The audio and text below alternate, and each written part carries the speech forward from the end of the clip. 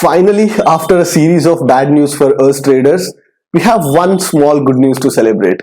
Going forward from mid-October, instead of one weekly expiry, we're going to be having 2 weekly expiries. And I personally think that this is going to be a game changer for all those traders who love expiries, which is pretty much every trader, right? Every trader loves expiries. If you're an option seller, you love expiries because 99.9% of the times all the options go to zero and you get the best TTRDK possible.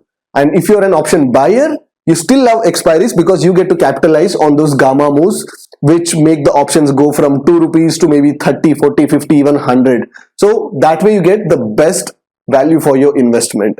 In this video, we're going to be objectively analyzing this whole situation, and we're going to be analyzing if it's a really good news for you, and if it's a good news for you, how you should approach it and what should be your plan to capitalize on it. And I'm going to be giving out my plan, जो मेरा plan क्या है, मैं कैसे इसको approach करने वाला हूं. And we also gonna be discussing few hurdles of it, मतलब जो लिक्विडिटी इश्यूज आएंगे, वॉल्यूम के इश्यूज आएंगे, वो कब तक पिकअप हो सकता है. We gonna be discussing all that in this video. So video को एंड तक देखो and let's get started.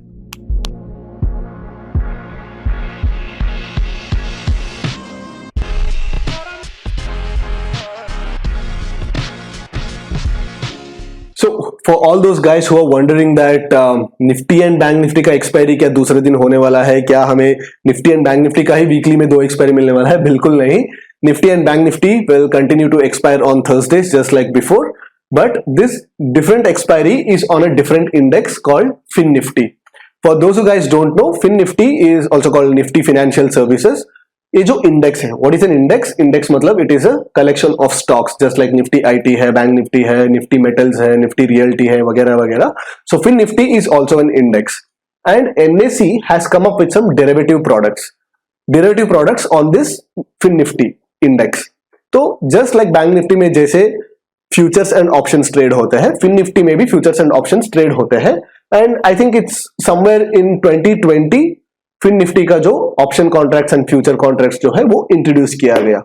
Now इसका जो एक्सपायरी है वो थर्सडे नहीं होगा बल्कि एवरी ट्यूसडे होगा. So of course this is gonna open up a lot of opportunities and I personally believe that this is gonna be a game changer. तो now will try to understand NSC ने Tuesday को इसका expiry क्यों shift किया. तो इसका simple सी जवाब है अपनी गलतियों को सुधारने के लिए. तो एनएससी ने ऐसे क्या गलती कर दिया? The mistake was the poor timing of introduction of these derivative products. NSC ने एक ऐसे टाइम पे एक नया प्रोडक्ट को मार्केट में लॉन्च किया, इंट्रोड्यूस किया, जब सेबी का जो स्टूपिड मार्जिन रूल्स थे वो लागू हो रहे थे. मतलब सेबी बोल रहा था कि भाई 30,000 में जो आप ट्रेड कर सकते थे, वही अमाउंट, वही क्वांटिटी को आपको ट्रेड करने के लिए अभी 1.5 लाख आपको लेना पड़ेगा, क्योंकि हम लोग लेवरेज कंप्लीटली हटा रहे हैं. जब लोगों को एग्जिस्टिंग क्वांटिटी, एग्जिस्टिंग वॉल्यूम्स को ट्रेड करने के लिए एडिशनल पैसे लेके आना पड़ रहा है, तो नया इंस्ट्रूमेंट में कौन ट्रेड करेगा? तो ऑब्वियस की बात है, यहां पे वॉल्यूम्स पिकअप नहीं होने वाला है और लिक्विडिटी पिकअप नहीं होने वाली है. If you guys don't know, NSE introduced the derivative products on Nifty IT as well. Nifty IT का जो इंडेक्स है, आईटी सेक्टर का जो कंपनीज को ट्रैक करते हैं, उस पे भी डेरिवेटिव प्रोडक्ट्स लॉन्च किए थे एनएसई ने, बट वहां पे भी सेम हालत हो गया. वहां पे भी कभी वॉल्यूम्स पिकअप नहीं हुआ, लिक्विडिटी पिकअप नहीं हुआ, and at one point they had to scrap it off. अभी निफ्टी आईटी का जो कोई फ्यूचर कॉन्ट्रैक्ट्स होने दो या ऑप्शन कॉन्ट्रैक्ट्स होने जो ट्रेड नहीं करता है. And NSC doesn't want to face that same kind of embarrassment again with Fin Nifty. That's why they wanted to bring some amount of liquidity, क्योंकि जाहिर सी बात है, एवरीवन लव्स एक्सपायरी, करेक्ट? तो when expiry is kind of staggered, मतलब एक इसका जो लो लिक्विड इंस्ट्रूमेंट का जो एक्सपायरी है, if it doesn't coincide with a high liquid instrument का एक्सपायरी, जाहिर सी बात है कम से कम इंट्राडे वॉल्यूम्स तो फिन निफ्टी में आ ही जाएगा. इस पॉइंट ऑफ टाइम पे I want to explain you guys a beautiful concept about the liquidity. Liquidity का एक कॉन्सेप्ट है, that is the self fulfilling prophecy of liquidity. Self fulfilling prophecy, इसका मतलब क्या है? जहां पे ऑलरेडी लिक्विडिटी प्रेजेंट है वहां पे और लिक्विडिटी बढ़ती है, और जहां पे लिक्विडिटी कम है वहां से और लिक्विडिटी कम होता जाएगा. क्योंकि जब लिक्विडिटी ज्यादा रहती है वहां पे बिड आस्क स्प्रेड काफी टाइट रहता है, मतलब हर एक प्राइस पॉइंट पे you will get buyers and sellers. तो तब क्या होता है, अगर आप मार्केट ऑर्डर भी आप एग्जीक्यूट करोगे तो आपका इंपैक्ट कॉस्ट कम रहता है. तो आपका इंपैक्ट कॉस्ट जब कम रहता है तब फ्री ट्रेड होने का चांस भी कम रहता है, बिकॉज लिक्विडिटी ज्यादा है. तो if there is liquidity in an instrument, it will attract more and more people to trade in that. Correct. अगर आप ट्रेडर हो तो ऑब्वियसली आप चाहते हैं कि आप ट्रेड कोई लिक्विड इंस्ट्रूमेंट में करें, करेक्ट। अगर कोई इलिक्विड इंस्ट्रूमेंट है तो आप भी वहां पे नहीं जाओगे। सिमिलरली फिन निफ्टी जो है वहां पे लिक्विडिटी कम है तो बिड आस्क स्प्रेड ज्यादा है, मतलब बायर 10 रुपए पे है तो सेलर 12 रुपए पे बैठा है, तो आपका इंपैक्ट कॉस्ट बढ़ेगा, आपका प्रॉफिटेबिलिटी कम हो जाएगी, you are more susceptible to free trades and all that. That is why यहां से जो लिक्विडिटी है, जो एक्सिस्टिंग जो कम लिक्विडिटी है वो भी घटता घटता जाएगा। That is at one point there will be zero liquidity in this and the exchange has to stop trading this product. So same चीज हुआ Nifty IT में. Now they don't want to face the same embarrassment and that's why they have brought it to Nifty, Fin Nifty to Tuesday expiry.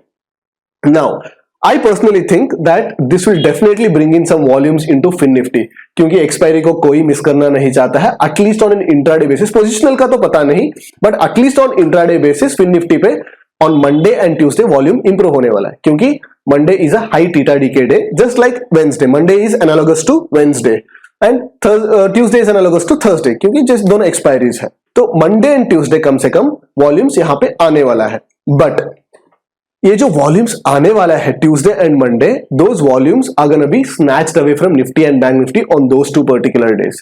क्योंकि देखो किसी के पास जो capital रहता है वो तो फाइनाइट रहता है, एडिशनल कैपिटल वो लोग लेके आ नहीं सकते। I am not saying like everyone but majority of the people they are operating at their full capacity and additional capital लाना इतना इजी बात नहीं है। तो तब क्या करेंगे, उनका जो कैपिटल जो था जो निफ्टी एंड बैंक निफ्टी पे डिप्लॉय होता था ऑन मंडे एंड ट्यूसडे, उनसे वो लोग शिफ्ट करके फिन निफ्टी पे आएंगे क्योंकि the risk reward for them is much higher in Fin Nifty because it's an expiry. ठीक है, तो मेरा प्लान क्या है और आपको कैसे प्लान करना पड़ेगा। As I explain, liquidity is a self fulfilling prophecy, मतलब जब मैं जाऊंगा नहीं ट्रेड करने कोई और भी नहीं जाएगा। और इसका मतलब ये नहीं कि आप जैसे वो इंट्रोड्यूस हो जाएगा अक्टूबर मिड अक्टूबर से आप पूरा कैपिटल वहां पे शिफ्ट करो, नहीं वैसे मत करो क्योंकि of course you want to be the contributor to the liquidity but at the same time you should also see that you don't get lot of impact cost and liquidity issues. तो मेरा plan क्या है, मेरा अगर 50 लाख का corpus है तो 50 लाख में मंडे एंड ट्यूसडे में निफ्टी में ही खेलता था या बैंक निफ्टी में ही खेलता था जो भी। अब मैं क्या करूंगा, उससे 20 लाख 15 या 20 लाख को लेके मंडे एंड ट्यूसडे में फिन निफ्टी में खेलूंगा because I get lot of theta DK on those days. Now आपका कैपिटल अगर 10 लाख है तो आप पूरा 10 लाख से इमीडिएटली शुरू मत करो, start playing with 3 lakh capital, 3 lakh से 4 लाख को लेके फिर निफ्टी में ट्रेड करना शुरू करो on Monday and Tuesday because it's an expiry, because expiry trading का बेनिफिट आपको पता ही है। आई एम श्योर कि everyone will be thinking on the same lines. सब लोग they will start to trade with the part of their capital, पूरा capital immediately कोई लेके नहीं आएगा। And as this progresses the volume will slowly pick up, volume pick up होना शुरू होगा and within like 2.5-3 months probably there should be good enough volume for all of us to play with our full capital on Fin Nifty on Monday and Tuesday। ध्यान पे रखो, Wednesday and Thursday में फिर से Nifty and bank Nifty पे ही आऊंगा। So this would be my plan and this is a very good opportunity to capitalize on and I am looking forward to it and as traders you should definitely use this opportunity। Coming to the constant elements of Fin Nifty, इस Fin Nifty जो बनाया गया है it's based on 20 stocks which are in the financial service sector। तो कौन सा 20 stocks है, यहां पे है। एंड ये जो 20 स्टॉक्स है उसमें से 4 या 5 स्टॉक है काफी हाई वेटेज स्टॉक्स है, that is HDFC bank, HDFC, Kotak bank, SBI and उसके बाद धीरे धीरे धीरे नीचे आना शुरू हो जाता है and all the stocks are of high weightage. अगर आप फिन निफ्टी का मूवमेंट को ट्रैक करना चाहते हैं then you should at least keep your eyes on the movement of these at least top 4 stocks, top 4 top 5 stocks के ऊपर आपको नजर रखना ही पड़ेगा। And of course, like I'm gonna explain you guys like how would I approach this once I start live trading on this instrument, but generally मैं अभी बता रहा हूं। तो इसका volatility कैसे रहेगा, इसका volatility is somewhere in between Nifty and Bank Nifty, मतलब निफ्टी का volatility से थोड़ा ज्यादा रहेगा, बैंक निफ्टी से थोड़ा कम रहेगा। इसका लॉट साइज अभी currently 40 है which is again slightly higher than Nifty and slightly higher than Bank Nifty and slightly lower than Nifty। Verdict क्या है, verdict ये है कि this is gonna be a game changer, ठीक है, in the coming days and it's a very good move by NSE after a lot of bad news for us traders. Finally we have some breather, something positive in our direction and definitely we should welcome this with both our arms and yeah, Fin Nifty will start to pick up volumes and people will start trading in Fin Nifty and we are looking forward to it and as traders you should definitely capitalize on this। तो जो भी updates आएगा मैं देता रहूंगा, but इस video के लिए इतना ही, and I will see you guys on Monday.